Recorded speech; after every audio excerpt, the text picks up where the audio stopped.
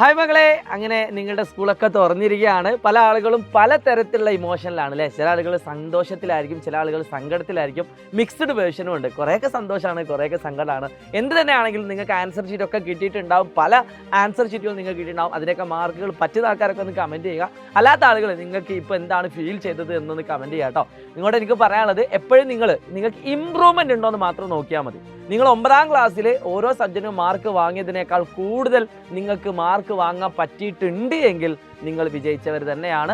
SSLCയിലെ Onam exam നിങ്ങൾക്ക് അത്രയും അടിപൊളി തന്നെയാണ്. A+ കിട്ടിയിട്ടുണ്ടോ അല്ലെ ഫുൾ മാർക്ക് കിട്ടിയിട്ടുണ്ടോ എന്ന് നിങ്ങൾ ഇപ്പോൾ ആലോചിക്കേണ്ട ആവശ്യമില്ല. കാരണം ഇപ്പോൾ നമ്മൾ ശ്രദ്ധിക്കേണ്ടത് ഇമ്പ്രൂവ്മെൻറ്റിലേക്കാണ്. ഓക്കെ, സിമ്പിളായിട്ട് പറയാം. മാത്തമാറ്റിക്സിൽ നിങ്ങൾ 9ാം ക്ലാസ്സിൽ വാങ്ങിയത് ഒരു 30, 35, 40 മാർക്കാണെന്ന് വിചാരിച്ചു.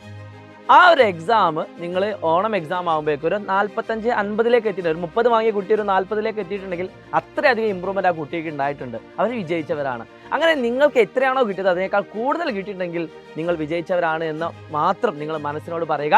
നമുക്കിനി 3 സ്റ്റെപ്പുകളുണ്ട്. അതിൽ 2ാമത്തെ സ്റ്റെപ്പ് മറ്റാരുമല്ല, നമ്മുടെ ക്രിസ്മസ് എക്സാം ആണ്. ക്രിസ്മസ് എക്സാം ആകുമ്പോൾ ഇപ്പോൾ എത്രയാണോ വാങ്ങിയത് അതിനേക്കാൾ ഒരു പടി കൂടി മുന്നോട്ട് വാങ്ങാൻ ശ്രമിക്കുക.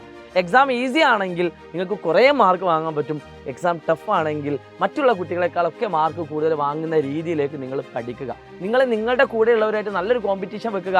അത് ആരോഗ്യപരമായിട്ടുള്ള കോമ്പറ്റീഷനാണ്, അല്ലാതെ അവരോട് തല്ലുകൂടി ഫൈറ്റ് ചെയ്യാനോ അങ്ങനത്തെ ഒന്നും അല്ല കേട്ടോ പറയുന്നത്. മാർക്ക് കൂടുതൽ നിങ്ങളെ ക്ലാസ്സിൽ ഏറ്റവും ടോപ്പർ ആരാണോ അവരോട് നിങ്ങൾ മത്സരിക്കാൻ ശ്രമിക്കുക. അവരെക്കാൾ കൂടുതൽ മാർക്ക് വാങ്ങാൻ നിങ്ങൾ ശ്രമിക്കുക. അത് അവരെക്കാൾ കൂടുതൽ കിട്ടാൻ വേണ്ടിയിട്ടല്ല, പകരം ഒരു വാശിയൊക്കെ ഉണ്ട് എങ്കിൽ ഒരു പക്ഷേ നമുക്ക് പഠിക്കാൻ ഒരു ഇൻട്രസ്റ്റ് കൂടി ഉണ്ടാവും. പിന്നെ നമ്മുടെ ശരീരത്തിൻ്റെയൊക്കെ ക്ലാസ്സുകൾ നിങ്ങൾ കൃത്യമായിട്ട് ഫോളോ ചെയ്താൽ മതി. യാതൊരു പേടിയും പേടിക്കേണ്ട കേട്ടോ. സോ ചെറിയ കാര്യം സന്തോഷം, നിങ്ങൾക്ക് സന്തോഷവും സങ്കടവും ഉണ്ടാകുന്ന സമയത്താണല്ലോ നിങ്ങളുടെ കൂടെ നിൽക്കേണ്ടത്. അതുകൊണ്ടാണ് ഇങ്ങനത്തെ ഒരു വീഡിയോ ആയിട്ട് വന്നിരിക്കുന്നത്.